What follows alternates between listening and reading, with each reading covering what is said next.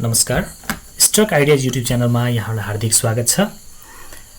आजको बसाइमा रहेर हामीले दोस्रो बजारमा रहेका यस्ता कम्पनीको बारेमा जानकारी लिएर आएका छौं जसको मूल्य झण्डै आइपिओकै दरमा आइसकेको छ। आजको जानकारीमा लाग्नु अगाडि यहाँलाई विशेष अनुरोध कि तपाईले आजसम्म पनि हाम्रो च्यानललाई सब्स्क्राइब गर्नुभएको छैन भने कृपया हाम्रो च्यानललाई सब्स्क्राइब गरिदिनु होला। साथै यहाँका भिडियोहरू हेरेर तपाईहरुले आफ्नो प्रतिक्रिया दिन सक्नुहुन्छ। त्यसको लागि युट्युबमा गएर @7stock आइडियाज हालेर सर्च गर्नुभयो भने यो लोगो भएको हाम्रो च्यानल खुल्छ र यसमा सब्स्क्राइब गरी नजिकैको बेल आइकन दबाई अलमा क्लिक गर्नुभयो भने हामीले भिडियो राख्न साथ तपाईहरुलाई नोटिफिकेसन प्राप्त हुन्छ र शेयर बजार सम्बन्धी विभिन्न जानकारी र लेटेस्ट अपडेट तपाईले प्राप्त गर्न सक्नुहुन्छ। अब लागौं आजको जानकारीतर्फ। आज जानकारीमा लिएर आएको पहिलो कम्पनी रहेको छ एचडीएचपीसी हिमाल दोलखा हाइड्रो पावर। आज हामीले जति पनि कम्पनीहरू जानकारीमा लिएर आएका छौं तिनीहरूको मूल्य बजारमा एकदमै सस्तो भइसकेको अवस्था छ र पहिलो कम्पनीको रूपमा मैले एचडीएचपीसी लाई लिएर आए। यसको बजार मूल्य हेर्नुहुन्छ भने जम्मा 118 रुपैयाँ छ। जम्मा 118 रुपैयाँ हेर्नुस् त। दोस्रो बजारको कम्पनी हो। यसका पछाडीका विविध कारणहरू हुन सक्छन्। अहिले हाइड्रो पावरमा भारी गिरावट आएको छ। यो कम्पनी आफैमा राइट शेयरको भारीले थिचिएको अवस्थामा छ, तर पनि यो पुरानो हिस्ट्रीमा एकदमै लो बिन्दुमा आइसकेको अवस्था छ। हिजोका दिनमा यसको मूल्य 300 सम्म पुगिरहेको अवस्था रहेछ र अहिले चाहिँ हेर्नुहुन्छ भने झन्डै 100 रुपैयाँ हेर्नुस् त 118 रुपैयाँ मात्र आइसकेको छ। यस्तो बेलामा चाहिँ हामी डराउँछौं किन्न। मैले यसलाई चाहिँ तपाईले किनेर लङ टर्म राख्नुस्, होल्ड गर्नुस् र यसबाट चाहिँ लाभांशको अपेक्षा राख्नुस् भनेर चाहिँ भन्न सक्दिन, किनभने यसको फन्डामेन्टल अवस्था त्यति राम्रो छैन। बुक भ्यालु जम्मा 80 रुपैयाँ मात्रै छ। पी रेशियो पनि माइनसमा छ, ईपीएस पनि माइनसमा छ हैन।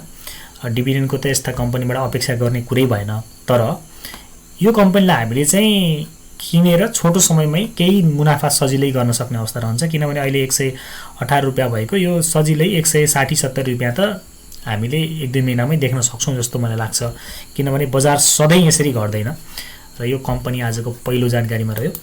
र दोस्रो कम्पनी चाहिँ छ शिवश्री हाइड्रो पावर कम्पनी एसएसएचएल। एसएसएचएल हेर्नुहुन्छ भने अहिले बजार मूल्य 139.20 रुपैयाँ छ।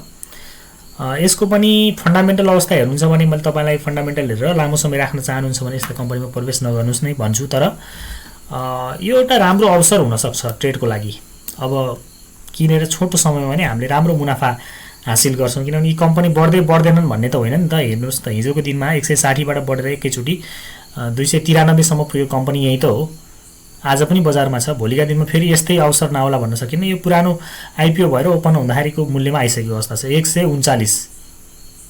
यसो हेर्दाखेरि पनि विगतलाई सम्झिने हो भने त विश्वास पनि गर्न सक्ने अवस्था लाग्दैन। 532 पुगेको कम्पनी आज आएर 139 रुपैयाँमा हामीले पाइरहेको अवस्था छ। यसबाट पनि लाभांश भन्दा पनि एउटा ट्रेडिङ अपर्च्युनिटी हुन सक्छ। यो बेला चाहिँ किन्ने नै हो यस्ता कम्पनीहरू, ढोक्कसँग किन्ने नै हो जस्तो लाग्छ मेरो विचारमा है। अर्को कम्पनी रहेको छ पीएनएसपीएल। 154 रुपैयाँ छ जसको बजार मूल्य आज। पञ्चकन्या माई हाइड्रो पावर, यसको पनि हिस्ट्री हेर्छौं भने यो पनि माथि नै पुगेको कम्पनी हो। 481 सम्म पुग्यो, आज चाहिँ 154 छ। उसो त यसमा घट्न सक्ने ठाउँ अझै पनि छ। पुरानो लो अझै यसले एचिभ गरिसकेको अवस्था छैन, तर पनि हामीले यस्तै घटेको बेला धेरथोर एकैचोटी आफूले अब 1000 किता किन्नु छ भने 1000 किता किन्नुस् म भन्दिन। 100 गर्दै अब किन्ने बेला चाहिँ सुरु भएको हो जस्तो मलाई लाग्छ। बिस्तारै हाइड्रोमा पनि केही न केही चान्स चाहिँ पक्कै पनि आउँछ र यो कम्पनी पनि छ, तर यसको पनि फन्डामेन्टल अवस्था चाहिँ राम्रो छैन। बुक भ्यालु जम्मा 83 रुपैयाँ छ। पी रेशियो माइनस छ, ईपीएस माइनस छ। 120 दिनको एभरेज 200 रुपैयाँ छ, 203 रुपैयाँ। 52 हप्ताको हाई एन्ड लो हेर्छौं भने 288 देखि 151 सम्म झरेको देखिन्छ। त्यो हुनाले 52 हप्ताको लोमा चाहिँ हामीले यसलाई पाइरहेको अवस्था चाहिँ छ। अरु कम्पनी हेरौं एकेपीएल। एकेपीएल कम्पनी चाहिँ आफैमा नराम्रो कम्पनी। अहिले मैले भनेका तीनटा कम्पनी जस्तो फन्डामेन्टल्ली वीक कम्पनी चाहिँ होइन यो। यसको चाहिँ फन्डामेन्टल अवस्था पनि राम्रो हो, तर अहिले 1:1 राइट शेयर दिइसकेपछि एकदमै कमजोर देखिएको छ। र यसले बिस्तारै रिकभर गर्छ भन्ने मलाई लाग्छ हैन। यसको बुक भ्यालु चाहिँ राम्रो छ, 100 रुपैयाँ नै छ हैन, 100 भन्दा बढी छ, 100.79। यसको डिभिडेन्ड पनि हेर्छौँ भने छ कि यसले चाहिँ लगातार डिभिडेन्ड पनि हामीलाई खुवाउँदै आएको कम्पनी हो। यो त्यस्तो कमजोर कम्पनी चाहिँ होइन, 5, 17, 10 हैन, राम्रै कम्पनी हो। तर किन यसरी घट्यो भन्नुको पछाडि जहाँसम्म लाग्छ यसको राइट सेयरकै फन्डा छ, राइट सेयर दिएको थियो यसले 1:1। त्यो हिसाबमा पनि यो कम्पनी धेरै घटेको अवस्थामा छ। अर्को कम्पनी छ अपी पावर कम्पनी पनि हेर्नुहुन्छ भने निकै घटेको अवस्थामा छ। अहिले 166 रुपैयाँ रहेछ यसको बजार मूल्य आज। यसको पनि फन्डामेन्टली यो नराम्रो छैन, 103.93 यसको बुक भ्यालु छ हैन। बुक भ्यालुको 3 गुणासम्म बजारमा हामीले हाल्नको लागि डराउनु पर्छ जस्तो मलाई लाग्दैन। यसको पनि विगत हेर्छौँ भने निकै माथि पुगेको कम्पनी हो है। हेरौँ विगतमा यो चाहिँ तपाईको एडजस्टेड चार्ट हेर्छौँ भने पनि अब 350 पुगेको कम्पनी रहेछ।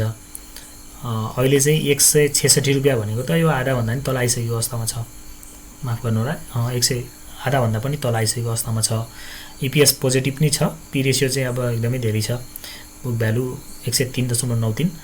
र मैले यो 5 वटा कम्पनीहरू मध्ये पनि अब तपाईलाई सुझाव दिनु पर्यो भने कुन किन्ने भनेर भन्नुहुन्छ भने तपाईलाई चाहिँ मैले यिनै 5 वटा कम्पनीको जानकारी आज राख्यौँ। यो बजार मूल्य चाहिँ आज हामीले डिस्कस गरेको चाहिँ 2080 5/24 को बजार मूल्य अनुसारको चाहिँ बजार मूल्य हो। 5 वटा कम्पनी एचडिएचपिसी 118 रुपैयाँ छ, शिवश्री हाइड्रो पावर 139.2 मा छ, पिएमएचपिएल को मूल्य 154 रुपैयाँ, एकेपिएल को 155 र अपी को 166 छ। यो 5 वटा मध्ये पनि बेस्ट रोज भन्नुहुन्छ भने मेरो विचारमा चाहिँ एकेपिएल र अपी नै रोज्ने छु मैले चाहिँ। यद्यपि यो तपाईलाई शेयर किन्नुहोस् वा बेच्नुहोस् भन्ने सुझाव चाहिँ होइन। पक्कै पनि हिजो एउटा राम्रो मूल्यमा पुगेको कम्पनीहरू आज निकै घटेको अवस्थामा हामीले चाहिँ धेरथोर आफ्नो पोर्टफोलियोमा एड गर्दै जानुपर्छ भन्ने लाग्छ मलाई। हामी घटेको बेला किन्न डराउँछौँ र बढ्न थालेपछि आत्तिएर किन्छौँ, जसले गर्दा हामीले चाहिँ एउटा नराम्रोसँग लस बिहोर्नुपर्छ। र यो बजारले हामीलाई दिएको एउटा अवसर हो। मलाई लाग्छ यसपटक हाइड्रोले लो लगाइसकेपछि अब फर्केर त्यो लोमा चाहिँ फेरि आउँदैन जस्तो लाग्छ। यो मेरो आफ्नो नितान्त व्यक्तिगत विचार हो, तपाईलाई कस्तो लाग्छ? हस्त आजको बसाइबाट चाहिँ मैले बिदा माग्छु। तपाईलाई हाम्रो भिडियो कस्तो लाग्यो, कृपया जस्तो लाग्यो त्यस्तै प्रतिक्रिया दिनु होला र केही सुधार गर्नुपर्ने कुराहरू छन् भने कमेन्ट गरिदिनु होला। भिडियोलाई एउटा लाइक र आजसम्म र तपाईको प्रतिक्रिया छोडिदिनु होला भन्दै म चाहिँ बिदा चाहन्छु। नमस्कार, यहाँहरुको समय शुभ बितोस्। शुभ